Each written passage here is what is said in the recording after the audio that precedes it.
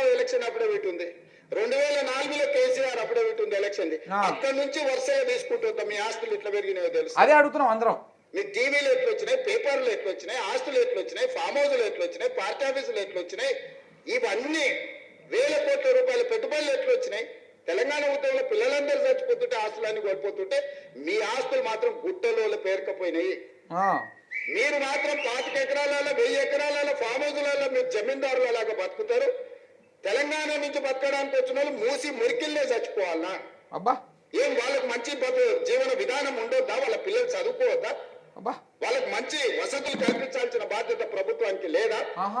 ఏం ప్రేమ. మంచి ప్రణాళిక తీసుకుందాం, కడదాం వాళ్ళ కోసం. అవసరమైతే రేస్ కోర్సు బయటకు తరలిద్దాము.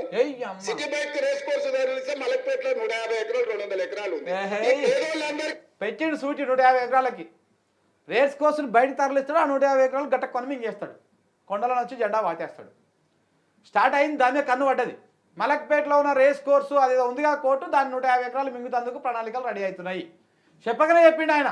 ఇంకోటి చెప్తా చూడ్రి, ఆ ఇల్లు కట్టడం కట్టాడు ఉట్టినే, అది పేరు ఇప్పుడు చెప్తా ఉన్నాడు. దాన్ని ఎందుకు గుర్తు చేసిండు 150 ఎకరాలు అంటే, రేపో మాపో ఆ 150 ఎకరాలు మింగుతందుకు ఒక ప్రణాళిక రెడీ చేస్తాడు. ప్రణాళిక రెడీ చేస్తాడు ఆ 150 కోట్లు ఆ 150 ఎకరాలు మింగుతందుకు. పోలీస్ అకాడమీని ఊరు బయటకు తరలిద్దాము. ఏంటి అమ్మ ఆడెంత? 300 ఎకరాలు ఉంది అంబర్పేట. ఓహో, 350 ఎకరాలు. మలకపేటలో 150 ఎకరాలు, అంబర్పేటలో ఉన్నటువంటి 200 ఎకరాలు పోలీస్ అకాడమీ. ఆడ పోలీస్ అకాడమీ భూమిని మింగుతందుకు స్వాహ. ఇక్కడ 150 ఎకరాలు రేస్ కోర్సుకు సంబంధించింది స్వాహ. 350 ఎకరాలకు మంచిగా ఎర్త్ పెట్టి కూర్చున్నాడు అనమాట, సూటి పెట్టి కూర్చున్నాడు. ఇక టైం వచ్చినప్పుడు గోల్ కొడదామని. అమ్మా మంచి ప్లానే ఉంది ఇది. కానీ కానీ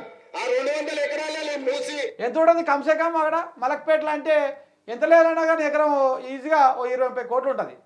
అంటే ఆడ 100 ఎకరాలు అంటే అమ్మ కొడుక బాగానే ఉంది. రో వేల కోట్ల రూపాయలు వస్తాయి, బాగానే గట్టిగానే వస్తాయి. అన్నిటి కలిపి 2-3 వేల కోట్లు వేద్దామని చూస్తున్నాం అనమాట. ఏ మింగు నది ఒడ్డు ఉన్న పేదోళ్ళందరికీ మంచి ఇల్లు కట్టిద్దామా? ఏం ఇదంతా ప్రభుత్వం ఆస్తే కదా. పేదలకు మంచి చేద్దాం, మీరు వచ్చి సూచన చేయండి. దాన్ని ఒక కమిటీ తెలుగు చూసిర్రా? కేసీఆర్ని 500 ఎకరాలు ఇవ్వమంటున్నాడు, కేటీఆర్ని 25 ఎకరాలు ఇవ్వమంటున్నాడు, అంటే 25 ఎకరాలు ఇవ్వమంటున్నాడు. ఇంకా మిగతా రాజేందర్ని 25,000 కోట్లు తీసుకురా అంటున్నాడు. ఆయన తేమంటున్నాడు, ఈయన ప్రభుత్వ భూమి లెక్క చెప్తున్నాడు. ప్రభుత్వ భూమి అంటే మీ తాత జాగిరా, లేకపోతే కొండలరెడ్డిలో ఉన్నటువంటి మీ బంధువుల జాగిరా, లేకపోతే ఏందన్నట్టు అది? ఇప్పుడు వాళ్ళందరూ కేటీఆర్, కేసీఆర్, హరీష్ రావు, ఈటల రాజేందర్, మిగతా పార్టీలలో ఉన్నటువంటి వాళ్ళ లెక్కలు చెప్పినప్పుడు నువ్వు కూడా మరి నా పెద్దమ్మ కూడా అనుకున్న నా ఇంటి లెక్క, నీ ఇంటి లెక్క, కొండారెడ్డిపల్లి లెక్క, బినామీల పేర్ల మీద ఉన్న లెక్క, పక్కనే కూర్చున్నటువంటి ఏం పేరు ఆయన పేరు, ఫహీం ఖురేషి లెక్క, ఈ లెక్కలను తీస్తే అయిపోతుంది కదా. మూసీ బాధ్యులను ఊగా బంగారం ఇల్లు కట్టి కూర్చోబెట్టచ్చు. ఈ ఫహీం ఖురేషి ఆస్తి సగం అమ్మితే, ఒక 10% అమ్మినా కానీ కళ్ళు మూసుకొని ఆ మూసీ బాధితులు అందరికీ పెద్ద పెద్ద విల్లాలు కట్టియచ్చు, అంత డబ్బులు వస్తాయి. ఇది 10% అమ్మితే ఫహీం ఖురేషి మీద ఉన్నది, నీ బినామీ పేరు మీద ఉన్నది. అది చెయ్యి, మరి ఆ పని చెయ్యి. నీ తెలివేమో అందరికి వచ్చేసరికి వాళ్ళ లెక్కలు వాళ్ళ భూములు చెప్తా ఉంటాడు. ఈయన టర్మ్ వచ్చేసరికి ప్రభుత్వ భూములు లెక్క చెప్తా ఉంటాడు. జనాలు ఏమనుకోవాలి, అరే ముఖ్యమంత్రి ఎంత మంచోడు, ఇలా చేయనిస్తలేరు, ముఖ్యమంత్రి చేస్తాంటేనే చేయనిస్తలేరు అని చెప్పేసి జనం అనుకోవాలని చెప్పేసి ఇట్లా కమలాసన్ అవతారం ఎత్తా ఉంటాడు అనమాట మన రేవంత్ రెడ్డి గారు. పెట్టు తప్పు. ఇవన్నీ నువ్వు అలా పెట్టాల్సింది కొండలనని, తిరుపతనని, జగాల్ని, నువ్వు, మన గీతమ్మ, మీరుండాలి అందులో. ఇలా ఎవ్వరు అవసరం లేదు. ఎందుకంటే వాటాలు వేసుకోవాలి. మళ్ళీ ఇదే 1000 కోట్లు, ఆ 1000 కోట్లు, ఇవి అవి అన్ని కలిపి వాటాలు వేసుకోవాలి. మీరు కలిసి సమయం మాకు సూచనలు, ప్రతిపక్షానికి కూడా ఈ పేదలకు మేలు చేయడానికి ఒక కమిటీ వేద్దాం. బీజేపీ, బీఆర్ఎస్, ప్రభుత్వం అందరు కూర్చొని పేదోళ్ళకి ఏం చేద్దామో ఆలోచన చేద్దాము. ముందుకు రాండి. 10 ఏళ్ళ అనుభవం ఉందంటారు మీకు ప్రభుత్వము, మంత్రులుగా. మీ అనుభవం పేదోళ్ళ కోసం పెట్టుర్రు, మీ ఆస్తులు ఇవ్వకపోయినా సరే. కాబట్టి ఇక్కడ ఉన్న నా మిత్రులందరికి ఒకటే, వాళ్ళు ఏదో సోషల్ మీడియా నిజంగా పోయినోనికి దుఃఖం ఉంటుంది. నాకు అర్థం కాదానే. ఓ పేదోడికి జీవితాంతం కష్టపడి కొనుక్కుంటానో కట్టుకుంటానో అది కూలిపోతే దుఃఖం ఉంటుంది. దుఃఖం ఎంత ఉంటుంది, బతకడం కూడా దండుగా. భూమి ఇట్లా పగిలిపోయి అందులో కూరుకుపోయి చచ్చిపోయినా పర్వాలేదు, ఏంది బాధ అని ఉంటది. 20 ఏళ్ళ నుంచి ప్రతిపక్షం ఆ పాపం ఎవరిది? నీది కాదు ఆ పాపం? ఆ? ఉన్న పేదోడు బాధ తెలియకుండానే నేను ఇంత దూరం వచ్చినా. ఆ. కానీ ఆ బాధ ఉన్న పేదోళ్ళని ఎట్లా ఆదుకుందామో చెప్పండి అంటున్నా. బాధ తెలియకుండా మేము ఇక్కడికి రాలే. ఉమ్. బాధ తెలిసి ఒక్కొక్క మెట్టు ఎక్కుకుంటా ఆ పేదలకు అండగా నిలబడుకుంటూ వచ్చినాము. పేదల కోసం కొట్లానే కమ్యూనిస్టులు వెంకటరెడ్డి గారు ఇక్కడ ఉన్నారు, కోదండ రామ్ గారు ఇక్కడ ఉన్నారు, తెలంగాణ కోసం కొట్లున్నారు. వీళ్ళందరినీ కూర్చోబెట్టి మాట్లాడదాం రండి. ఏ ప్రణాళికతో ముందుకు పోదామో, బాగు చేద్దామో, మన నగరాన్ని బాగు చేసుకుందామో మీరు చెప్పండి.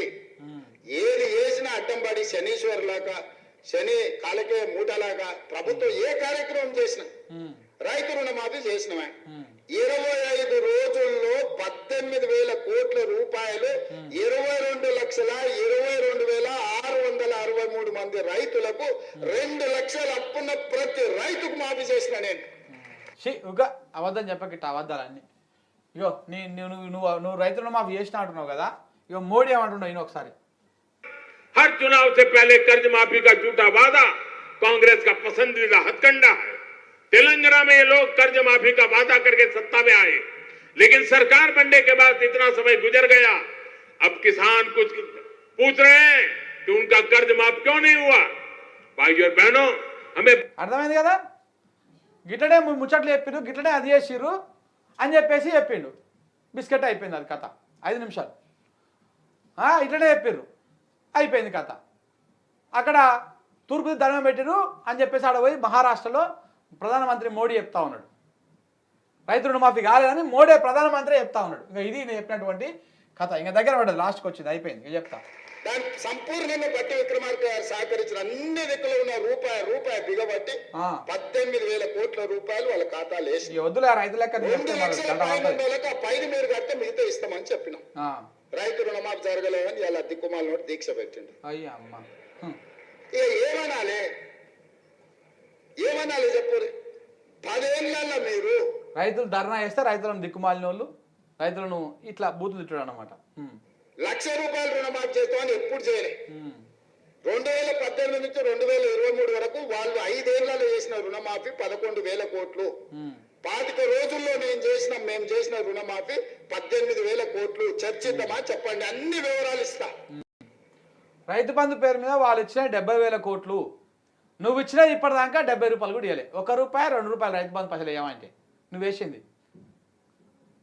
వాళ్ళు ఒక్కసారి రైతు భరోసా వేస్తే ఎన్ని పైసలు అవుతాయో అన్నే పైసలు పెట్టి రుణమాఫీ మమ్మ అనిపించేస్తావు. ఇవాళ ఎవరికి రుణమాఫీ జరగలేదు అంటే 2 లక్షల పైన ఉన్న రైతులకు రుణమాఫీ జరగలేదు. ఆ పైన ఉన్నది బ్యాంకులో కట్టురి, మిగతాది మేము ఇస్తాం. నేను 2 లక్షలు ఇచ్చినా నీకు రుణమాఫీ జరగని చెప్పి నీ అప్పు అట్లనే ఉంటది. ఎక్కడైనా ఎవరికైనా ఏదైనా ఇబ్బంది వస్తే కూడా పరిష్కరించడానికి కలెక్టరేట్ కార్యాలయంలో ఒక కౌంటర్ పెట్టిన, మీకు ఏదైనా సమస్య ఉంటే అక్కడికి వచ్చి ఆ సమస్యను పరిష్కరించుకోండి అని రైతులకు. నేను రైతులకు విజ్ఞప్తి చేస్తున్నా, రోడ్ ఎక్కకండి, కలెక్టర్ ఆఫీస్ పోండి. మీకు ఏదైనా సమస్య ఉంటే వీళ్ళని సన్నాసులను నమ్ముకున్నారంటే మీరు మన్ను వేసి అంబలి కాసుకునే పరిస్థితి అవుతుంది. కలెక్టర్ ఆఫీస్ పోయి కలెక్టర్ ఎదురు కూర్చొని, సార్ నాకు ఎందుకో నాదేమన్నా అక్షరం తప్పు పడ్డదా, లేకపోతే నాకు 1,00,000 ఎందుకు రాలేదు అంటే కలెక్టర్ని అడగండి. 2 లక్షల పైన ఉంటే 5 కట్టి తీసుకురండి, ఇస్తా. 2 లక్షల లోపల ఉండి ఎవరికైనా ఏదైనా కారణం చేత అప్పు మాఫీ జరగకపోతే కలెక్టర్ ఆఫీస్ లో అధికారులు ఉన్నారు మీ సమస్యను పరిష్కరించడానికి. అన్ని జూటా మాటలు రోజు చెప్తున్నాడు ఈ ముచ్చట్లు. 2 లక్షల పైన కట్టినటువంటి రైతులు మొత్తం ఇప్పటికి 100 సంఖ్యలో ఉన్నారు. ఎవరికి ఆడుకోవాలి? కట్టినాక బ్యాంక్ ఆడుకోవాలన్నా, ఆఫీసర్కి ఆడుకోవాలన్నా, ఏడుకోవాలి. ఒక ఆఫీసర్ని పెట్టుకొని ఏ కలెక్టరేట్ ఆఫీస్ అంట పోయి అప్లికేషన్లు ఇస్తే, అరే నాకు అర్థం కాదు, రైతు బంధు వస్తేందుకు బ్యాంకులకే వస్తున్నాడు, నువ్వు బ్యాంక్ పైసలు కడతాందుకు అప్లికేషన్ ఎందుకు?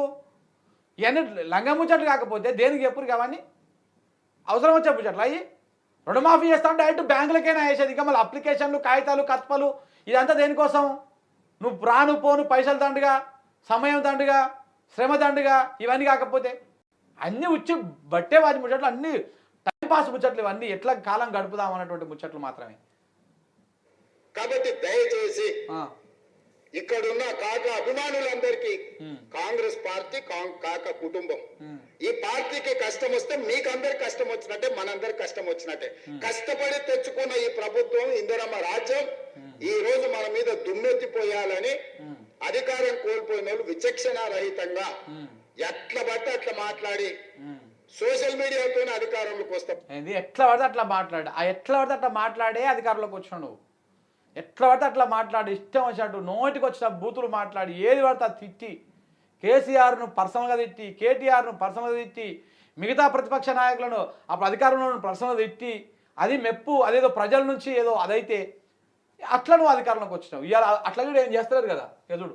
ఈ రోజు మన మీద దుమ్మెత్తిపోయాలని అధికారం కోల్పోయిన వాళ్ళు విచక్షణ రహితంగా ఎట్లా పడితే అట్లా ఇది మాత్రం నీకు ఇలా చూపిస్తున్నా జర్రా మీరు ఇది క్లోజ్ లో చూడాలి ఇలాంటివన్నీ. ఈ రోజు మన మీద దుమ్మెత్తిపోయాలని అధికారం కోల్పోయిన వాళ్ళు విచక్షణ రహితంగా ఎట్లా పడితే అట్లా మాట్లాడి సోషల్ మీడియాతో అధికారంలోకి వస్తాం అనుకుంటే సోషల్ మీడియాతో అధికారంకు రారు కానీ చెర్లపల్లికి అయితే పోతారు. బాగా గుర్తు చేసుకుంటావు నీ జన్మస్థలం గ్యారెంటీగా చెప్తున్నా. సోషల్ మీడియాతో అధికారంలోకి వస్తామని కలలుగా అంటున్నాడు ఆయన. నువ్వు ఎందుకంత భయపడుతున్నావు రేవంత్ రెడ్డి గారు? ఇది కథ. ఎందుకంత భయపడుతున్నావు? సోషల్ మీడియా పేరు చెప్తే మీడియా ఛానల్ అన్నీ మీ చేతుల్లోనే ఉండే. సోషల్ మీడియా పేరు చెప్తే ఎందుకంత భయం అవుతుంది మీకు? మీడియా ఛానళ్ళు అన్ని పెద్ద పెద్ద శాటిలైట్ ఛానల్ అన్నీ మీ చేతుల్లోనే ఉండే. సోషల్ మీడియా పేరు చెప్తే మీకు భయం అవుతుంది, ఎక్కలేని భయం అవుతా ఉన్నది. ఇది రేవంత్ రెడ్డి గారి మాట. సో కాబట్టి ఏదేమైనా 100% 100% ఇందులో ఎలాంటి డౌట్ లేదు. రేవంత్ రెడ్డికి భయం పట్టుకున్నది. ఫస్ట్ రైతుల భయం పట్టుకున్నది, మూసినది బాధితుల భయం పట్టుకున్నది, సోషల్ మీడియా భయం పట్టుకున్నది. ఆయన సోషల్ మీడియా గురించి చెప్తున్నాడు కదా, పరిపాలన అంతా గాలికి వదిలేసిండు. సోషల్ మీడియా చూసుకుంటూ కూర్చున్నాడు, ట్విట్టర్ చూసుకుంటూ కూర్చున్నాడు ఆయన. అంతకు మించి ఇంకొకటి ఏం లేదు.